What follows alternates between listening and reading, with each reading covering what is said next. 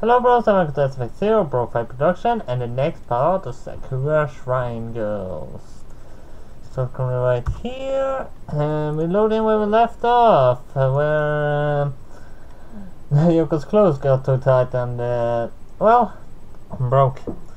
There's another problem. For the longest time, the two of us just stand there awkwardly. I'm just dumbstruck by the whole absurd situation. Yoko stares down at her shredded uniform.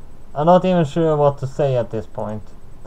Her ample chest is nearly exposed, only a few meager stripes of cloth hiding it.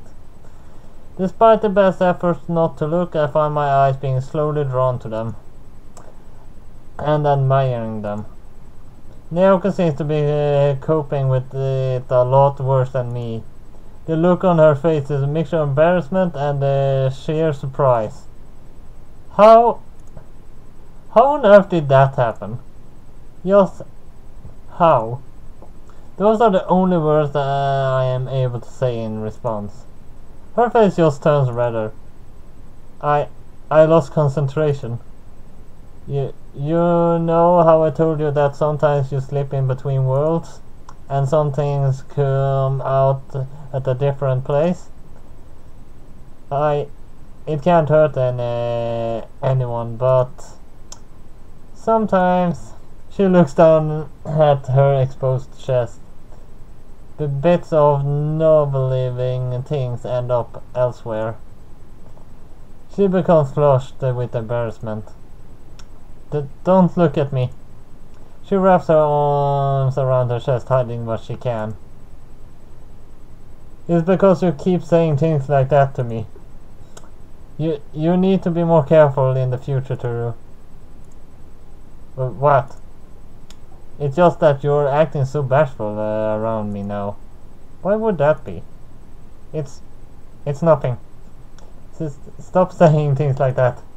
Once again, I see her tail wildly swishing behind her. Her ears seem to be moving erratically too. I've never seen her so stressed out before. Well, I've seen enough of these things to stop getting so off-put by them. There's no sound in this game, and my ears hurt as hell by having headphones on for 3 hours. The last thing Naoka needs for me to lose my cool right now. What I need to do is find a solution right away. Is there any way we can get you a spare uniform? Let me think. There are some spares somewhere. I just don't remember where. Relax, okay? We're going to be just fine. Okay. Just let me hide behind you, okay? Actually, I would let her borrow my shirt. So until we get her another. She walks up behind me and practically glues herself to my back. Don't worry, just show me the way we get you a spare uniform. Okay? She nods. Together we walk back down the stairs and somehow manage to find a spare uniform without too much more incidents. I'm so tired. After that chaos with which ensues from Naoko losing her concentration, I had to help things settle back down. Hey Turo, I hear heavy knocks at the door.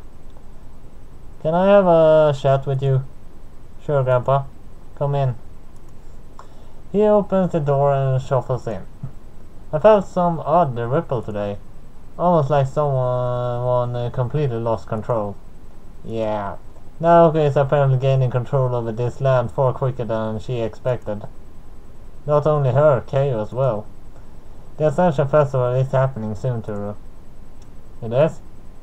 Now that I think about it, it's been ages since I arrived here, so the festival isn't that far away. As you get closer to the festival, those two will continue to gain further control. You're more crucial than ever at this point. While we are in this state of transitioning, the land will be especially sensitive to their emotions.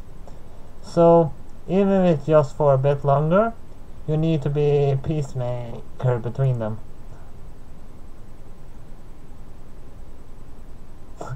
Well, it is fun with Naoko.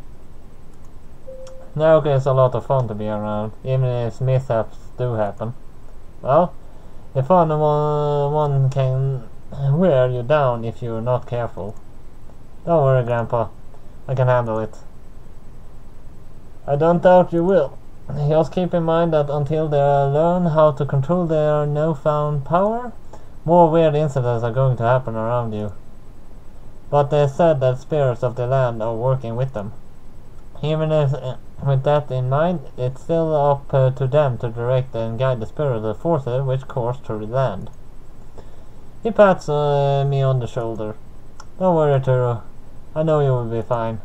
Just make sure neither of them experience anything too unpleasant or shocking in the next couple of days. And everything should work out smoothly.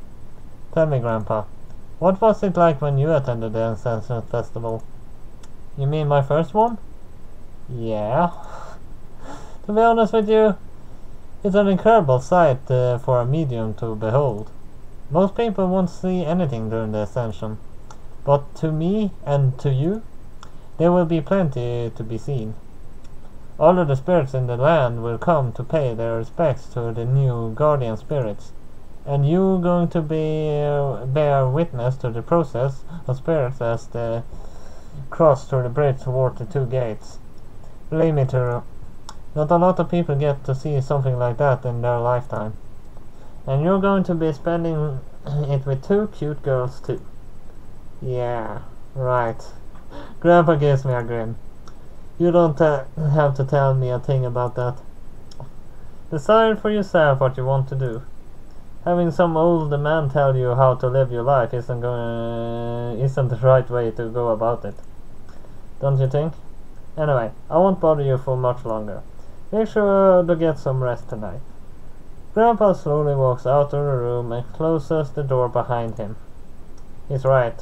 Obviously, the two of them are a source of conflict for each other. So as soon as I get them into the same room, I'm going to get to work. The festival will be here before I know it. So I need to take this time to smooth out their relationship beforehand. Stepping out of my room, I find Grandpa has gone to bed early. I guess he just wanted to say that to me before getting some sleep.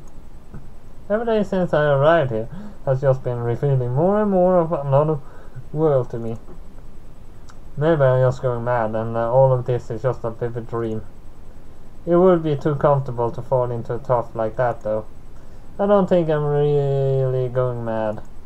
In fact, I think that I'm thinking more clearly than I ever have before.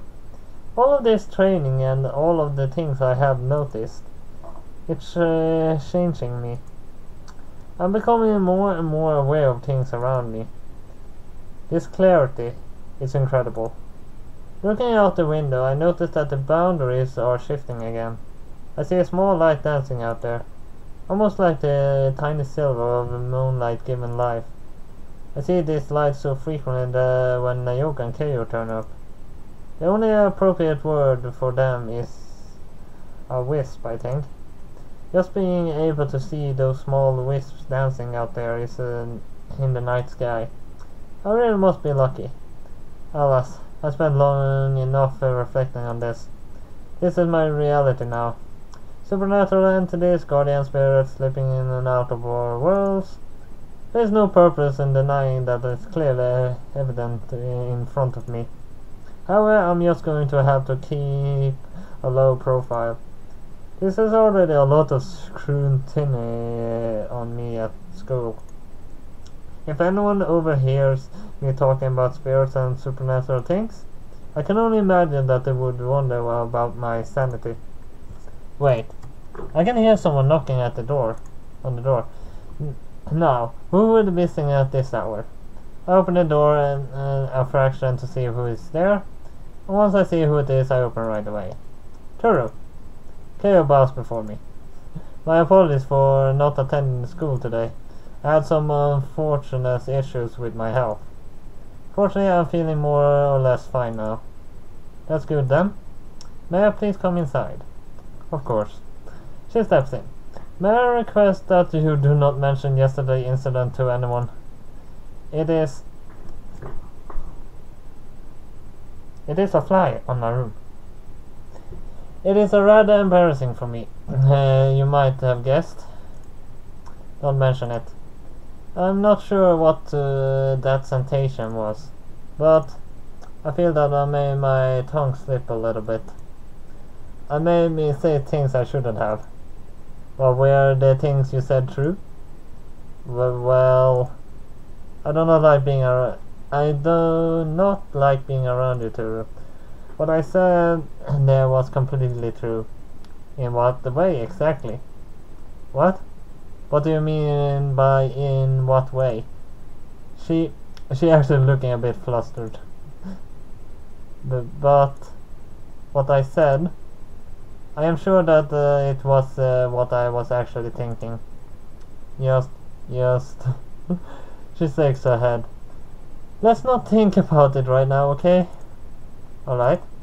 I think that would be best for now. It's then that there's another knock at the door. I think I know who that is. You mean the internal pest? You don't have to refer to her that way. As soon as the door opens, she comes bounding in. Oh, hey Teru. I wanted to... She stops when she sees Keo. Oh, you. Yes, me. The atmosphere in the living room just froze over. Even the sounds outside seem to cease, creating perfect silence as the two face off. Listen, let's head to my room. I wanted to talk to both of you anyway. They both look at me. Only because you asked me to, Teru. Well, I would decline if there were anyone else. I'm willing to work with you on this. I usher them up the stairs. Inside my room, they stand as far away from each other as possible. I've never seen them both this intense before. Alright, both of them look at me. Let's get to the point. The elephant in the room right now. What exactly is an elephant? I do not understand this turn of phrase at all. It's an idiom for obvious problems that people don't want to talk to about. So we're going to address it. Now both of you have to make progress, yes? Both of you have something that I want both of you to do. Which is... What do you want to do? I want both of you to actually become friends. They just stares at me quietly. It is all well and good to say such things, and I know that you have good intentions. But it's not so simple. Exactly, how am I supposed to get along with this prude? Stop calling me that. But that's what you are. Stop right now. She is a prude. but Naoka is more like a stray cat. So they are like that.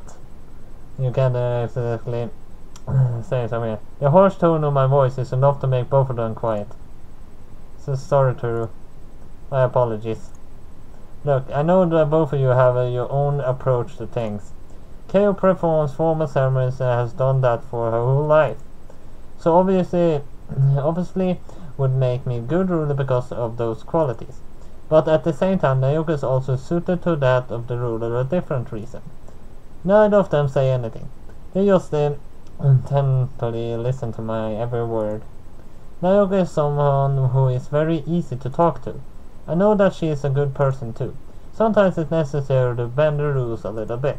And I think Naoka would be suited to a role like that.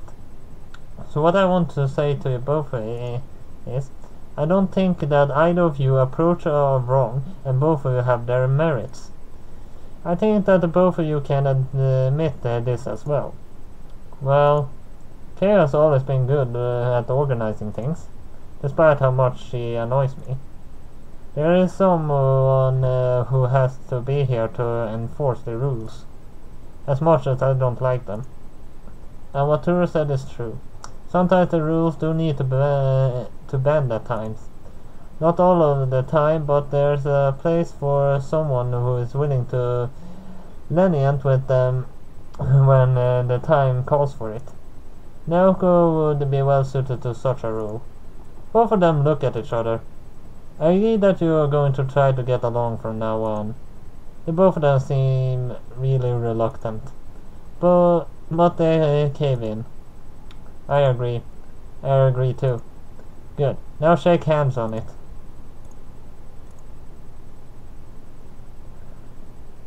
Well, they don't seem to like shaking hands. but at least they seem to like they're gonna get along from now on. But at least that was all I have for Sakura Shrine Girls this time. Then, so hit like and subscribe. And see you next time. BroFive!